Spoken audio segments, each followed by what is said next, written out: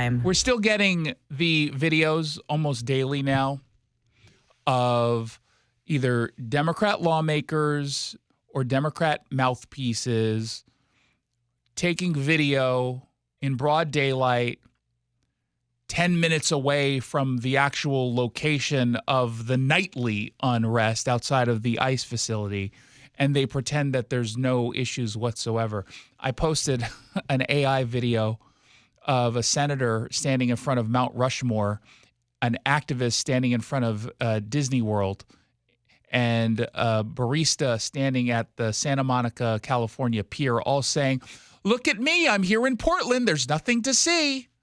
Because that's essentially what it is they're doing. Maxine Dexter probably put the most annoying video up. All of these people, how old do you think the youngest in the Maxine Dexter video is? 65. Right-ish? Yeah. They all have to be post-retirement. I mean, the oldest is probably 111. There's some really old women in this video in which they are doing their rendition of This Land Is Your Land. This land is my land. From California to New York Island. I will say, by the way, it's not a good song, period. It isn't. I get the Woody Guthrie, I think. Or? I got the whole gist of it. I understand the whole context. But it's not a catchy song. It's kind of catchy, I guess, but it's just not a good song. So it's hard to perform it well. They're not coming anywhere close to perform. I don't even know if we can call this a performance. Like, this is the musical, this is the musical version of like an abstract painting. You know what I mean? Like, you look at it, you're like, it sounds like a song, I guess. Kind of like looking at a painting, like, I think that's a really nose. I think it is. It's not really art, though. You know? But it's not. And then you got to look upside down. You're like, I think I see it. From Redwood Forest to the Gulf Stream water. This land was made for you and me. They are saying that to illegal immigrants, by the way. The little ukuleles, which is not an instrument. That's just like a recorder. It's just a noise machine. I like the ukulele. Oh, God, I'm going to bludgeon you with one because you said that. You know, if ever Jackson is found in a puddle of his own blood from a gaping wound on the forehead and there's a little ukulele next to it just laying there pathetically, and he's like, I don't know what happened. Just assume it was me. And you use the ukulele to beat me with. Oh, should we listen to a little bit more or should we move on? Sure, why not? This land is your land. This land It's just such a repetitive song. from California. They already sang this part. And shouldn't they have said Oregon? Redwood Forest. Are they talking about California? Stream water. This land was made for you and me. And someone's honking in the back, hopefully to drown it out next time. Then you have Nicholas Kristof, who is a deeply, deeply dishonest man, and a doofus who I think goes to the same suit shop as Chris Daniels. Come on. Because he's got a jacket on that doesn't fit. And he's taking a video recording, hiding behind a tree, again, miles away from the Portland ICE facility in the middle of the day, mocking conservatives and the president for calling out the violence that's been happening outside the ICE facility since June. Be careful. Portland is on fire. Is he trying to do like a Hobbit impression? I couldn't tell, or because I know he kind of already looks like Gollum, I think his name is. Who's the ring, the pretty Smeagol, yeah, or yeah, Gollum, Smeagol, that guy. But is this intentional? I don't really know what he was going for. I don't understand. Our president says so. You can hear the artillery booming, the rival gangs fighting, the clouds of tear gas all around us. You can hear the clouds of tear. Okay. Be careful. But actually, this isn't a war zone, whatever Trump says. This is perfectly peaceful. So, This is so bad faith. I'm getting shivers from the cringe. During the ceasefire, I'm going to attend an Oregon Historical Society dinner. Oh, God. Like, who is that for? It's for other people like him, right? He's not winning any. That's the one positive in all of this. He's not winning anyone over except maybe Caitlin Collins. But for the most part, people see this and they either live in this lie that he's. That's what bothers me the most. He knows he's lying. Like he knows he's lying. He knows he's being disingenuous. And yet he puts it to video and then posts it anyway. It's not like he's making some sort of nuanced argument here. He's arguing something no one is claiming. He's arguing against something no one is claiming. Donald Trump isn't saying all of Portland is under siege. He's been talking very specifically about the ICE facility in Portland. This entire conversation is only about that. And God forbid any media outlet that talks to Nicholas Kristof, who I think is on MSNBC all the time. He's a contributor there.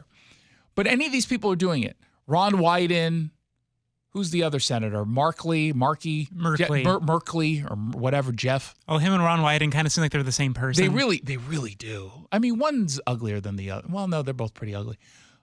But you've got these people who are out there who are taking these videos. Why not just ask them why none of the videos are at night and why none of them are at night at the ICE facility? Would that be seen as a trick question to ask that? Because it seems like a reasonable question to ask. It seems reasonable. I could go to parts of Seattle where there's not a homeless encampment and say, what homeless? There's no homeless. Do you see any homeless here? Well, I'm in my backyard filming the video, so no, you're not going to see. But it's just disingenuous, and they know it. And so people will like this because they think that Donald Trump is just making everything up. If you're an MSNBC viewer, you don't even see any of the imagery that comes from the ICE facility at night. Or if it's seen, it's framed in a way, look at these ICE agitators going after these totally peaceful protesters. It's pathetic. It's pathetic. Josefina Mora Chung of La Resistencia attempts to justify the violence, and of course it's to Joel Moreno, so I'm assuming he doesn't say anything at all. So we've had an almost constant presence outside the detention center since 2014. Is pent-up anger for a lot of people over these years of their system failing them. I like that. It's pent-up anger. Now, in fairness, she's talking about Tukwila, I'm assuming, or the one in SeaTac, because they've been doing this kind of thing, but nothing close to what's going on in Portland. But, this kind of response, the violence at times, the criminal behavior, it's just pent-up anger. Do I seem like I have pent-up anger probably 24/7? Mm-hmm. Can I now just justify random acts of violence towards anyone? Just, it's pent-up anger. Maybe me, but that's about it. Well, that's normal, though. Yeah. That's just a host-producer relationship. We go rob a 7-Eleven. Oh, and it's just pent-up anger.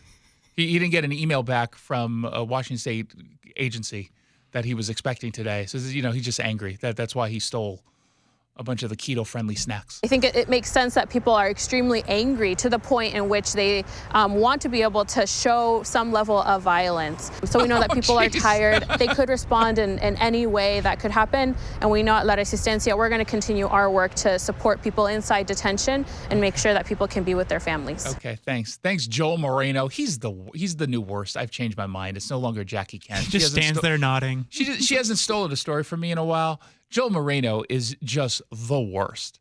He's their Cornelius from King 5, who got canned, I think.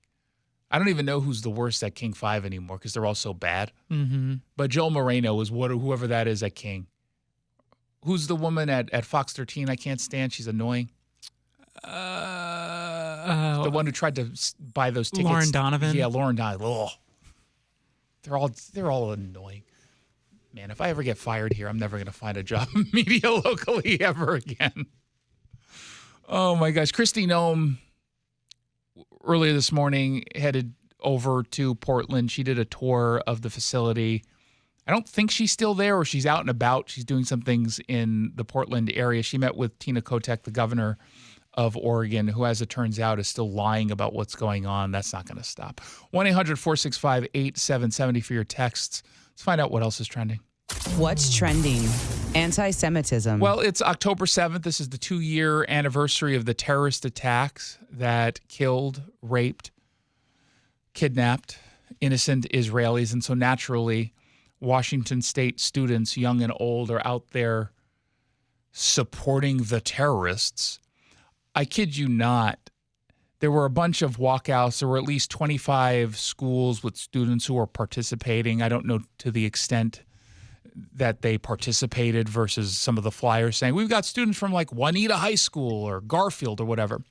This is all across Washington State. And one of the flyers reads, "Long live October 7th." What might that signal to you as like a reasonable person who sees a flyer like that? You want to kill Jews? Yeah, long live October 7th. Another one says, it's a quote, and this is a direct quote, "A walkout in commemoration of 2 years since Al-Aqsa flood," which is the name for the terrorist attacks against Jews on October 7th.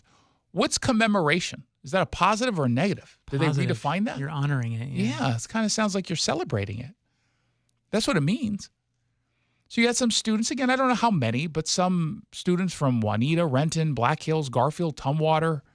One was also not just Tumwater High School, but Tumwater Middle School was listed on, man, they start early with the anti-Semites. What's going on in Tumwater? Hazen High School. Like, they all listed, and these are not necessarily student organizations, like official organizations. These are just students who are organizing. A lot of this is being done by adults for these students. They're being taken advantage of, but they're being taught hate. This is nothing but hate. A Jewish alumni organization over at the UW posted some student banners that were on display today. One of them says, I'm looking at it right now, I have it up on my X account under Jason Rants. "Power grows from the barrel of a gun. Long live Operation Al-Aqsa flood." Again, could you translate that for me? Long live Operation Al-Aqsa flood? They want to do more. Huh. Well, let's look at the image on this. Oh, it features Leila Khalid, an airplane hijacker and a terrorist with the Palestinian Liberation Front. Huh. It's reasonable to ask what the UW Jewish Alumni Group is asking, which is, what the hell are they teaching these kids? And again, I can understand maybe confusion to a degree over what's happening 2 years after October 7th. Okay. And I can even understand why people look at the imagery of what's happening and say, you know, is this overkill? Like, I can understand. I don't agree with it, but at least I can understand it. They're not questioning Israel and their actions. They're questioning Israel's right to exist. And not even questioning. They're saying they don't have a right to exist. They're celebrating Hamas terrorism. They don't see it as terrorism. They don't see them as terrorists. Much like the La Resistencia lunatic, what they say is, well, you know, there was a lot of pent-up anger from the Palestinian people. And so, you know, they finally just snapped. I mean, who amongst us hasn't raped and murdered and kidnapped? One's angry about things that actually wasn't because of anything Israel did, but really what was done by Hamas, which is the government of Gaza. But, you know, the details. Keep in mind, too, that a lot of the Jews that were slaughtered on October 7th were more kind of left-leaning Jews who were more... A lot of them were. Yeah. Absolutely. A lot of them who were more kind of dovish towards Palestine. I mean, there were quite a few examples of activists who were on the side of, quote unquote, the side of the Palestinian cause. And they were not shown any mercy. Neither would any of these pink and green-haired freaks who are out there celebrating Hamas or holding up the queers for Palestine.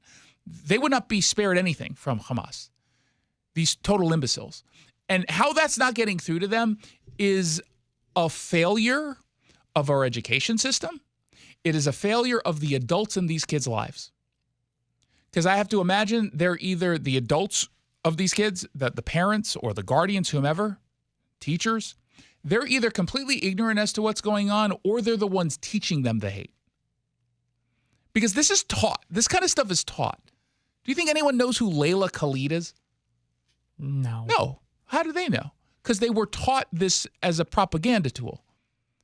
The same idiots who are out there on a flotilla with Greta Thunberg, who comes out afterwards, after Israel stops her blockade from moving forward, or the flotilla via the blockade. I was abused. I kissed flag. They said that they abused her and they forced her to kiss the flag, the Israeli flag. Does anyone believe any of this, really? No. And this monster has done this how many times now? These idiots fire a flare gun that lands in their own flotilla, causes a fire, then they say the Jews bombed us. It's all caught on video. And they do this all the time. Again, like the Portland Democrats who go outside of the facility and say there's nothing wrong here. They know what they're doing is a lie, but they do it anyway because they've justified it to themselves. They say this is part of a greater cause. In Portland, it's to push back against Trump and support Antifa. In this case, today with these walkouts, it's to support a terrorist organization. What is wrong with these people? Let's find out what else is trending. What's trending? The economy,